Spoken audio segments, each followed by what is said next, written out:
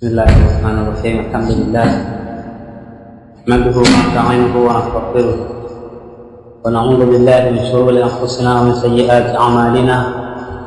من يهده الله فلا مضل له ومن يضلل فلا هادي له، واشهد ان لا اله الا الله وحده لا شريك له، واشهد ان محمدا عبده ورسوله.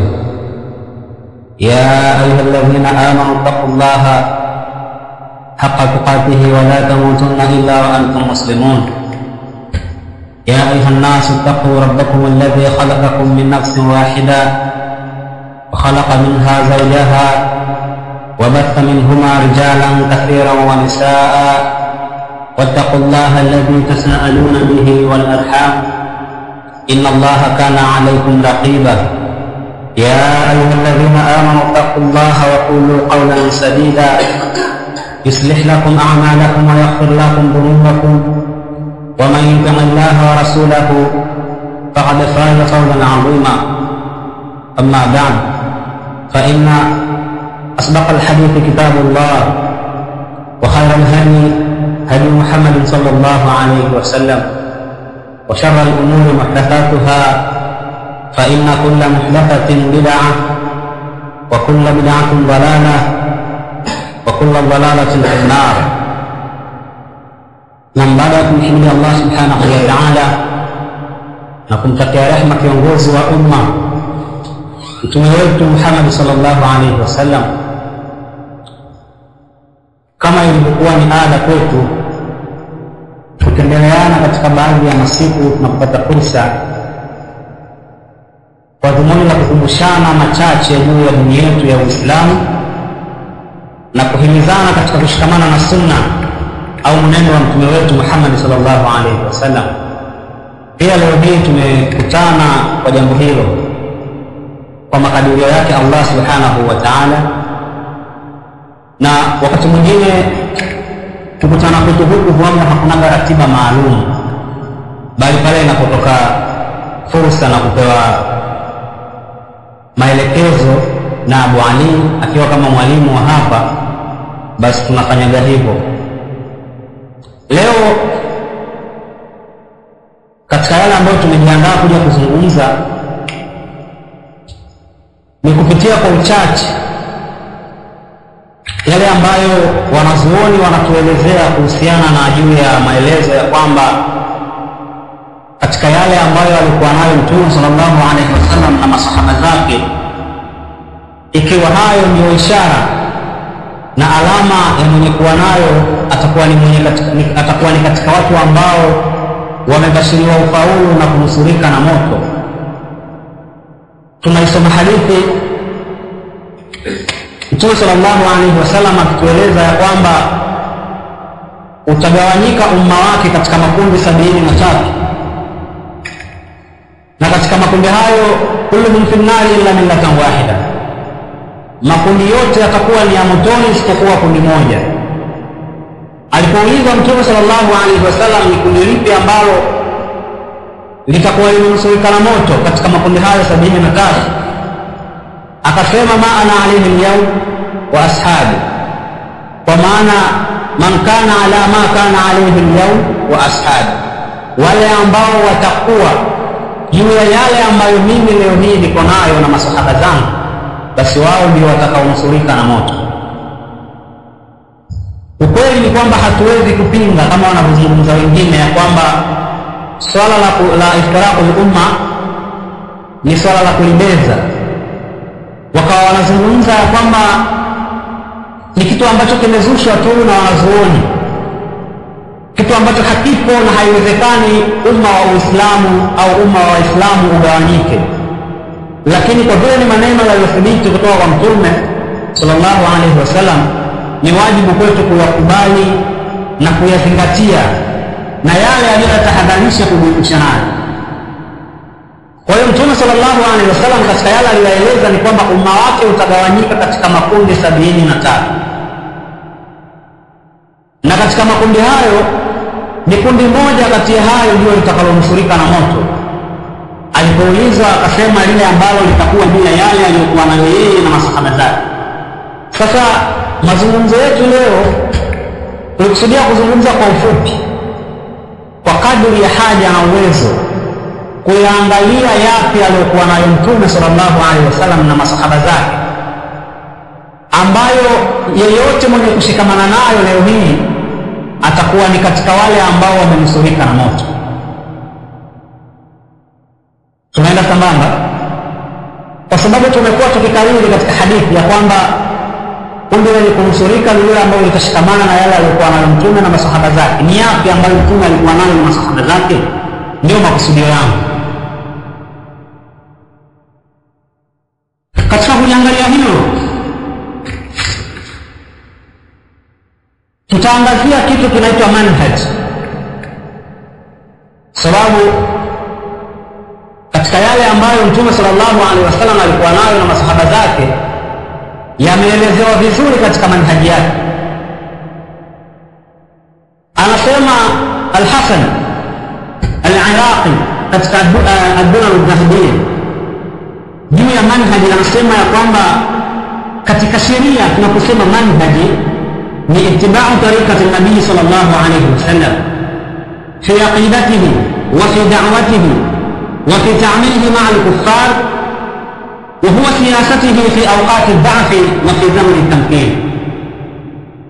Sheikh anasema tunapozungumzia manhaji kisheria ni kufuata njia au mwenendo ambao alikuwa nao Mtume sallallahu alaihi wasallam katika akida yake, lakini pia katika da'wa yake, kwa sababu Mtume alilingania dini. Kadhalika katika miamala, fi ta'amilihi ma'a al-kuffar, alikuwa na miamala gani yeye na makafiri na wale wanaomzunguka, lakini pia hiyo ilikuwa ndio siasa yake.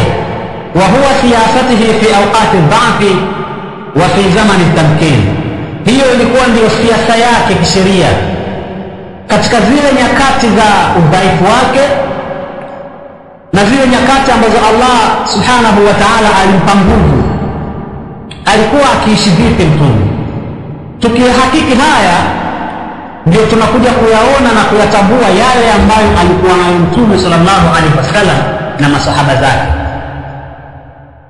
Kwa maana katika manhaj tunakuja kupata mambo manne ambayo Mtume sallallahu alaihi wasallam alikuwa nayo, mambo ambayo yote mwenye kushikamana nayo itakuwa ndio sababu ya yeye kufaulu na kuwekwa mbali na moto. Jambo la kwanza, Mtume sallallahu alaihi wasallam alikuwa na aqida.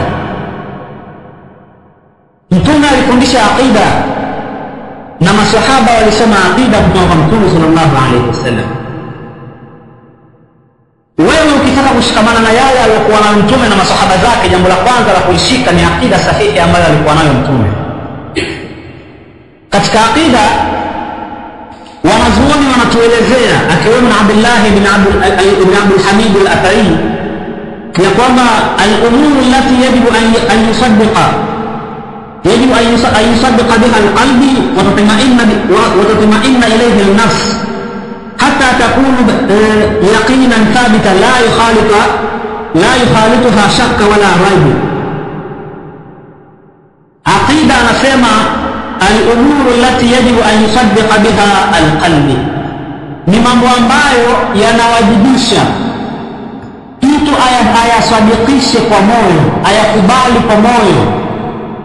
Watatmainna ilaiha al-nafs, na itulizane nafsi kwa mambo hayo. Hata takuna yaqinan thabita, mpaka moyo uwe na yaqini, uwe na kabiti juu ya mambo hayo.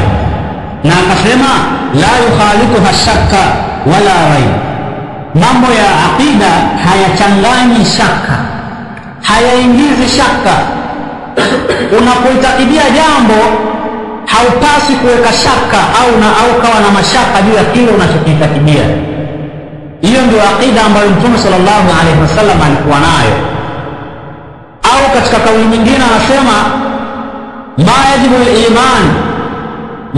al-iman bihi min umuri al-ghaib, ni yale ambayo yanayowajibisha kuyaamini katika mambo ya ghaib, mambo ambayo huna uwezo wa kuyathibitisha kwa macho, bali utayasikia na unalazimika kuyaamini kwa mujibu wa imani, kama vile al-iman billah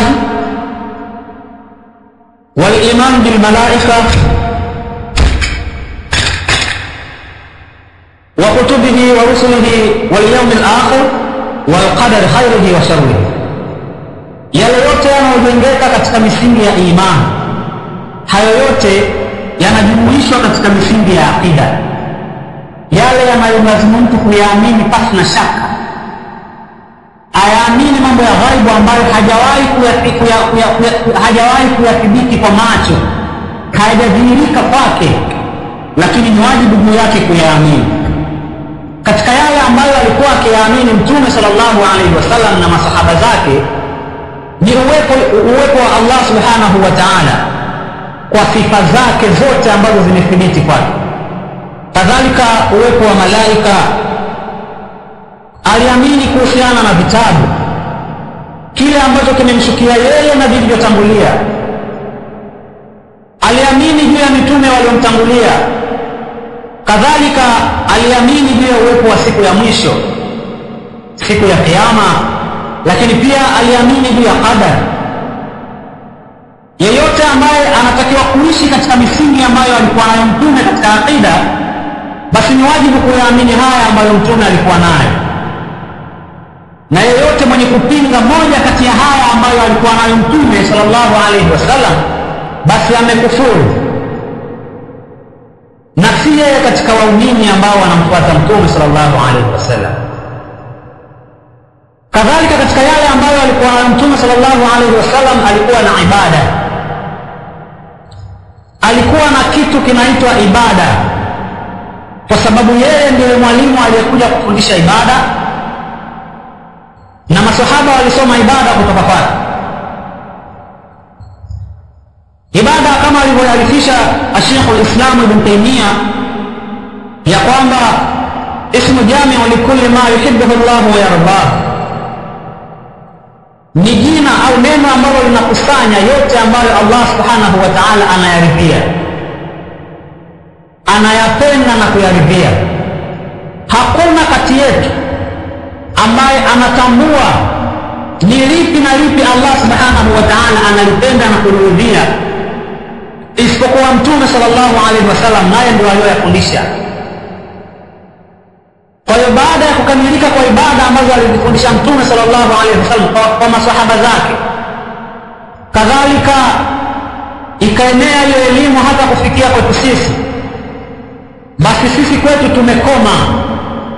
Kuna ukomo wa mtu kujizushia ibada.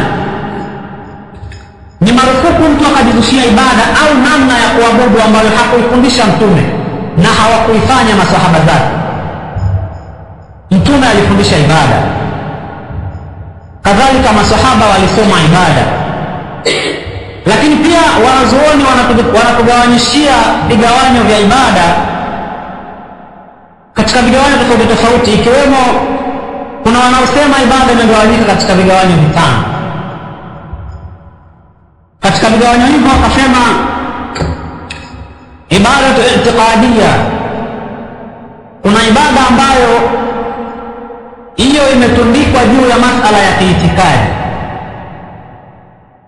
kwa maana mwanadamu anatakiwa kumwabudu Allah subhanahu wa ta'ala kwa kuyaitakidia mambo ambayo yametundikwa kwake kuyaamini. Anasema Sheikh al-ya'taqid al-muslim bi anna Allah huwa al-khaliq ar-raziq al-muhyi wal-mumit. Anatakiwa aamini, aitakidi muislamu ya kwamba Allah subhanahu wa ta'ala ndiye muumba, na yeye ndiye anayetoa riziki, na yeye ndiye anayehuisha na kufisha. Lakini pia katika hii ibada ambayo imetundikwa katika masala ya kiitikadi, anasema Sheikh, anasema min anwa' al-i'tiqad fi Allah wa dinihi wa malaikatihi wa kutubihi wa rusulihi wal yawm al-akhir wal qadar. anatakiwa mtu aamini yale ambayo yanaambatana na masala ya kiimani. Kuyaamini hayo ni ibada, kwa sababu kuyapinga ni kufuru. Kwa hiyo mja ambaye anafuata njia ambazo alikuwa nazo Mtume sallallahu alaihi wasallam na masahaba zake, jambo ambalo anatakiwa kuwa nalo katika misingi ya kiibada ni itikadi. Lakini pia kigawanyo kingine cha ibada ni ibadatul lahudhiyya, ibada ambayo imeambatana na mambo ya lafzi, ya matamshi. Kuna yale ambayo mwanadamu analazimika kuyatamka, na kuyatamka kwake ndio ukamilifu wa ibada, na hulipwa kwa kufanya hivyo. Anasema katalafudhu bishahada an la ilaha illa Allah wa anna Muhammadar Rasulullah, kama vile mwanadamu anavyotamka shahada ya kwamba hapana apasaye kuabudiwa kwa haki isipokuwa Allah na Muhammad ni mjumbe wake.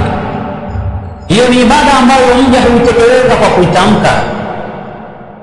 Lakini pia akasema watilawatul Qur'an, na kuisoma Qur'ani ni katika ibada. Kasema pia Sheikh akasema wa du'a, na kufanya dua kumwomba Allah subhanahu wa ta'ala pia ni katika ibada. Lakini akasema wal azkaru nabawiyya, pia na kufanya zile azkari ambazo zimethibiti kutoka kwa Mtume sallallahu alaihi wasallam pia nazo ni ibada. Kigawanyo hichi, mwanadamu anayefanya yale ambayo yanawajibika kwa mdomo wake, anayatamka kwa mdomo wake, kama tulivyoona kusoma Qur'ani, kutamka shahada, kufanya azkari na kuomba dua, hicho pia ni kigawanyo cha ibada. Lakini kuna ibada badania, ibada ambayo ni ya kimwili. Mwili unahusika kwa asilimia kadhaa kufanya hiyo ibada. Akasema alqiyam warukuu wasujud fi salat, kama vile kusimama, kurukuu pamoja na kusujudu katika swala. Hizo ni ibada za kimatendo ambapo mwili ndio unahusika. Lakini pia akasema waqasau wa amalu alhaji wal hijra wal jihad, kama vile kadhalika kufunga pia katika matendo ya haji na hijra, kuhama kutoka mji mwingine kwenda mji mwingine kwa sababu za kidini. Lakini akamalizia na kusema pia jihadi. Hizo zote ni ibada ambazo albadania, ibada ambazo hutekelezwa kwa mwili, kwa vitendo ambavyo vinadhihirika. Lakini kigawanyo kingine, ibadatu maalia, wameweka ibada ambayo inahusiana na mali,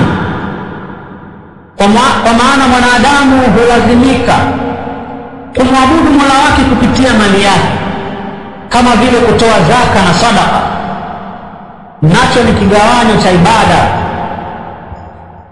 Na kigawanyo kingine au cha mwisho ni ibadatu tarkiya. Ibadatu tarkiya ni ibada ya kuacha, nayo inaelezewa ni kwamba mwanadamu au muislamu ayaache yale ambayo yameharamishwa juu yake, ayaache yale ambayo Allah akamharamishia. Kwa kufanya hivyo, kwa kuyaacha yale ambayo Allah akamharamishia, kwa kufanya hivyo basi mwanadamu au muislamu anaitekeleza ibada ambayo Allah akamtaka aitekeleze, na kuyafanya yale ambayo Allah akamharamishia basi ni kumwasi Mola wake. Anasema Sheikh, ibada tarkiya an yatruku almuslim jami'a almuharramati washirkiyat, aache muislamu mambo yote ambayo yameharamishwa kwake na yale ambayo ni shirki kuyafanya. kama vile bid'a. Lakini pia wayujaru muslimu ala tarkihi, hulipwa muislamu juu ya kuyaacha hayo mambo. Muislamu hupewa ujira na Allah subhanahu wa ta'ala kwa sababu ya kuachana na yale ambayo Allah subhanahu wa ta'ala hamtaka ayaache. Nacho pia ni katika kigawanyo cha ibada. Lakini pia katika ibada kuna kitu shurutu kubulu al-amal au kubulu al-ibada, masharti ya kukubalika kwa hiyo ibada. Wanazuoni wametuwekea masharti ya kwamba ili ibada ya Muislamu ikubalike kwa Mola wake inatakiwa ipite katika mambo mawili. Jambo la kwanza, ayakuna khalisan lillah, hiyo ibada iwe imefanywa kwa kutakasiwa Allah subhanahu wa ta'ala, hiyo imefanywa kwa kumpwekesha Allah subhanahu wa ta'ala. Ibada isifanywe kwa ajili ya yoyote asiyekuwa Allah, bali ifanywe kwa kutafuta radhi za Allah subhanahu wa ta'ala. Hilo ni sharti la kwanza. Katika sharti hilo pia tunaeleza kwamba Muislamu hatakiwi kumwabudu yeyote bali ni Allah, kwa maana anapoiendea ibada yake aiendee kwa makusudio ya kumtakasia Mola wake, kwamba naifanya ibada kwa sababu Allah kaamrisha. Sharti jingine, ayakuna muwafiqan lihuda Rasulillah sallallahu alayhi wasallam, iwe ni ibada ambayo inaafikiana na muongozo wa Mtume, kwa sababu